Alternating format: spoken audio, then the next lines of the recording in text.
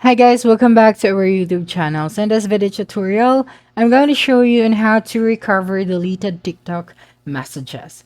So the first thing that you'll need to do is to open your TikTok application on your device. Okay, now go to your inbox or to your messages. And for example, we are going to delete this specific message. Okay, delete this one. So how could you be able to recover that deleted conversation? So just tap on your profile at the bottom right corner of your screen and then tap on the three horizontal lines at the top right corner of your screen. Now tap on settings and privacy and then click on account.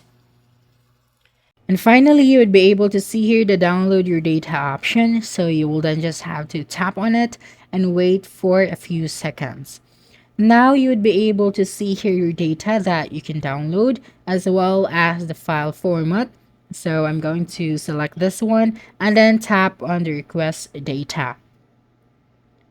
Then after that, you will then just have to go to download data. And as you can see, the data for this account has been processed. So you will then just have to wait up to 4 days and it will expire if you request data again.